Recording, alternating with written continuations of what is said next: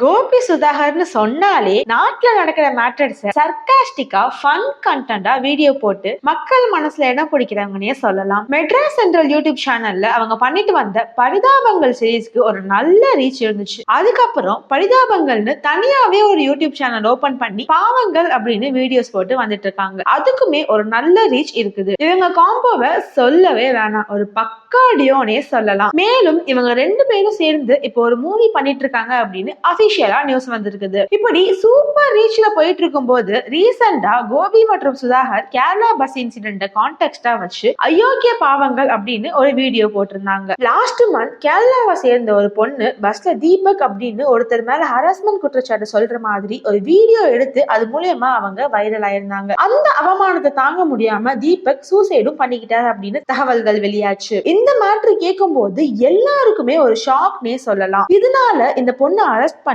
21 days ஜெயில வச்சு 21 டேஸ்க்கு அப்புறம் பெயில் கொடுத்திருக்காங்க. இந்த வீடியோவை கான்டெக்ஸ்டா வச்சு பரிதாபங்கள் சேனல்ல போட்ட வீடியோவும் நல்ல வைரலா இருந்துச்சு. அதுக்கு பாடகி சின்மயி அவங்களோட இன்ஸ்டாகிராம் பேஜ்ல இதே மாதிரி வேற ஒரு பஸ் சம்பவத்தோட வீடியோவை ஷேர் பண்ணிருந்தாங்க. ஷேர் பண்ணி கேப்ஷன்ல இந்த வீடியோல தவறு பண்ண அந்த நபர் ஏதாவது தப்பான முடிவு எடுத்துட்டா எல்லா ஆண்கள் உரிமை ஆர்வலர்களும் கண்ணீர் விட ஆரம்பிச்சிருவாங்க. உடனே பரிதாபங்கள் டீம் இதுல வர அந்த பொண்ணை கேவலப்படுத்தி வீடியோ போடுவாங்க. ஆண்களுக்கு இந்த மாதிரியான பாலியல் சீண்டல்கள் பப்ளிக் பிளேஸ்ல நடக்கவே நடக்காது. ஆனா ஏதாவது டிரான்ஸ் பீப்புள பார்த்தா அசௌகியமா ஃபீல் பண்ணுவாங்க. ஆனா இவங்களை பொறுத்த வரைக்கும் பெண்கள் தான் பொய் சொல்றவங்கன்னு பேசுவாங்க. ஆண்களுக்கு டிரான்ஸ் பீப்புள பார்த்தாலே பயமா. இது ரொம்பவே சிரிப்பா இருக்குது. நான் பரிதாபங்கள் டீம் இப்படி பண்ணுவாங்கன்னு நினைச்சு கூட பார்க்கல. நானும் இவங்களோட ரசிகையா தான் இருந்தேன். ஆனா நிறைய ஆண்கள் எப்பொழுதுமே ஆண்களுக்கு தான் சப்போர்ட் பண்ணுவாங்க. எப்படா சான்ஸ் கிடைக்கும்னு இருப்பாங்க போல. இப்படி ஏதாவது நடந்துட்டா